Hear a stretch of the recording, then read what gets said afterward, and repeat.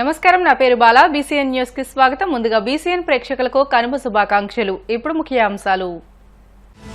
నారావారిపల్లిలో ముగిసిన చంద్రబాబు పర్యటన. తన ఆత్మీయులు, బంధువులు, స్నేహితులు, కుటుంబ సభ్యులతో ఉత్సాహంగా గడిపినట్లు ఎక్స్ వేదికగా వెల్లడించిన సీఎం. పాలకులలో 75 లక్షలతో నిర్మించిన రోడ్లు, గోకులం షెడ్డును ప్రారంభించిన మంత్రి నిమ్మల. గత ప్రభుత్వం ఎగ్గొట్టిన బిల్లులను సంక్రాంతి కానుకగా విడుదల చేసినట్లు వెల్లడి. నర్సాపురం పట్టణం రుస్తుంబాదలో జాతీయ స్థాయి కబడ్డీ పోటీలు ప్రారంభం. ముఖ్య అతిథిగా పాల్గొని క్రీడా జ్యోతిని వెలిగించిన ఆర్డీఓ దాసిరాజు, డీఎస్పీ శ్రీవేద.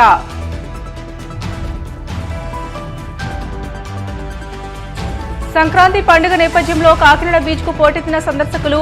పటిష్ట బందోబస్తు ఏర్పాటు చేస్తామన్న జిల్లా ఎస్పీ విక్రాంత్ పాటిల్. సీఎం చంద్రబాబు ప్రతి ఏడాది సంక్రాంతి పండుగను సొంతూరు నారావారిపల్లిలో జరుపుకోవడం ఆనవాయితీగా వస్తోంది.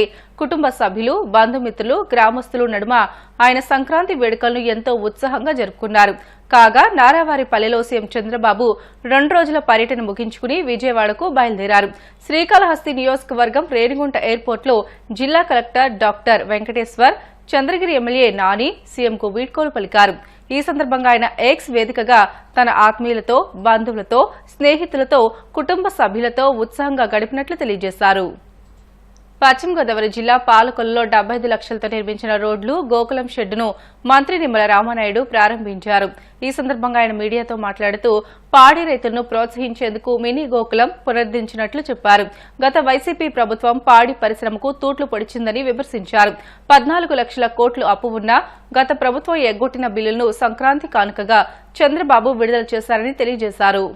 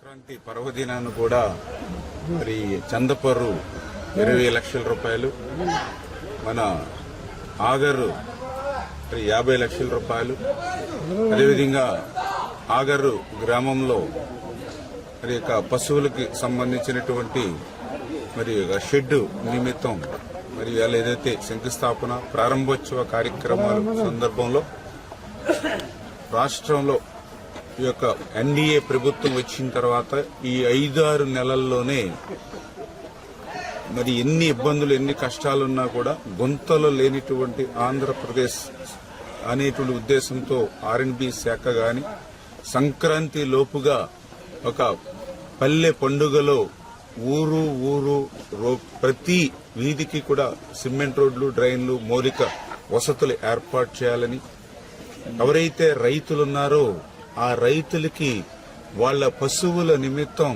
మరి గోశాల షెడ్స్ కూడా 90% సబ్సిడీతో, అంటే 2 లక్షల రూపాయలు దాని యూనిట్ కాస్ట్ ఉంటే 1,80,000 రూపాయలు ప్రభుత్వమే నేరుగా చెల్లిస్తున్నటువంటి పరిస్థితి.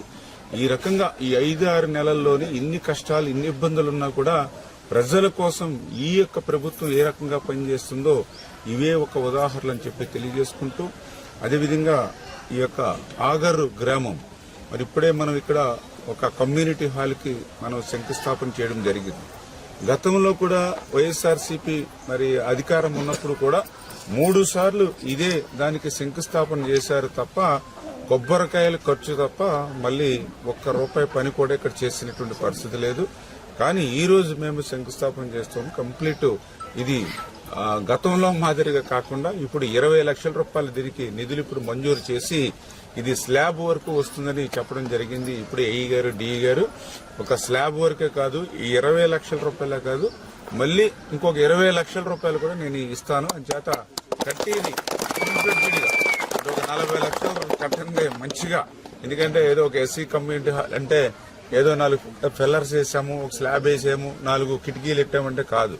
ఖచ్చితంగా నేను ఎప్పుడు కూడా చెప్తూ ఉంటా, 2x2 వెర్టిఫైడ్ టైల్స్ ఉండాలి, గోడలకి పుట్టి పెట్టి మొక్కు పెట్టి ఉండాలి, పైన సీలింగ్ ఉండాలి. అంటే ఒక మంచి హాల్గా, ఒక మంచి మల్టీపర్పస్ హాల్గా మీకు ఉండాలనేటువంటిది నా ఆలోచన. అంచేత ఆ రకంగా మీకు పూర్తిగా నిర్మాణం చేసి ఇచ్చేటువంటి బాధ్యత నేను తీసుకుంటానని చెప్పి మీ ద్వారా కూడా తెలియజేసుకుంటూ, మరి గత 5 సంవత్సరాల్లో మరి ఒక క్రిస్మస్, ఒక రంజాన్, ఒక సంక్రాంతి ఇవన్నీ కూడా మరి మర్చిపోయినటువంటి పరిస్థితి గతంలో. కానీ ఈ రోజు చూస్తే మరి వేళ మళ్ళీ ఈ యొక్క ఎన్డీఏ ప్రభుత్వం వచ్చిన తర్వాత మొన్ననే మీరందరూ కూడా చూశారు, ఏదైతే చంద్రబాబు నాయుడు గారు పెద్ద ఎత్తున ఉద్యోగస్తులకి, పోలీసులకి, విద్యార్థులకి, చిన్న చిన్న కాంట్రాక్టర్లు ఎవరైతే ఉంటారో మరి సంక్రాంతి కానుకగా వాళ్ళందరికీ కూడా 6,700 కోట్ల రూపాయలు మరి ఈ వారంలోనే వాళ్ళ అకౌంట్లోకి రిలీజ్ చేశారని అంటే ఈ ఉద్యోగస్తుల పట్ల, పోలీసుల పట్ల, విద్యార్థుల పట్ల ఇటువంటి పనులు చేసేటువంటి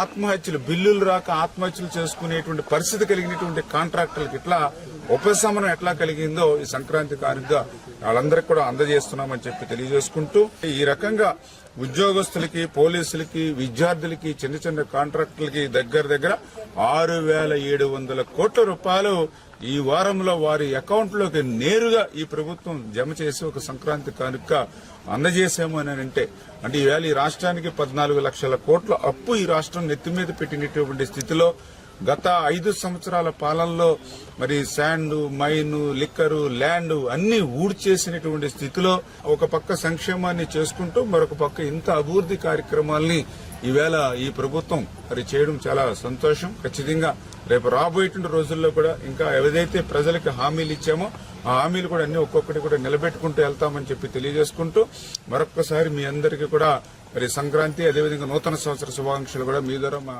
ప్రజలందరికీ కూడా తెలియజేస్తాం. పశ్చిమ గోదావరి జిల్లా నరసాపురం పట్టణం రుస్తుంబాదలో గోగులమ్మ ఉత్సవ కమిటీ, ఆంధ్రప్రదేశ్ కాపు కార్పొరేషన్ చైర్మన్ కొత్తపల్లి సుబ్బారాయుడు సోదరుల ఆధ్వర్యంలో జాతీయ స్థాయి కబడ్డీ పోటీలు ఘనంగా ప్రారంభమయ్యాయి. ఈ కార్యక్రమానికి ఆర్డీఓ దాసిరాజు, డీఎస్పీ శ్రీవేద ముఖ్య అతిథులుగా పాల్గొని క్రీడా జ్యోతిని వెలిగించారు. ఈ సందర్భంగా వారు మాట్లాడుతూ పండుగ సమయంలో ప్రజలు చెడు వ్యసనాలకు దూరంగా ఉండడానికి క్రీడలు ఎంతో దోహదపడతాయని అన్నారు. గత 30 సంవత్సరాలుగా జాతీయ స్థాయిలో ఈ కబడ్డీ పోటీలు నిర్వహించడం అభినందనీయమని అన్నారు. ఈ కార్యక్రమంలో మాజీ ఎమ్మెల్యే కొత్తపల్లి జానకీరాం, తహసీల్దార్ రాజరాజేశ్వరి, విద్యుత్ శాఖ ఈఈ మధుకుమార్ తదితరులు పాల్గొన్నారు.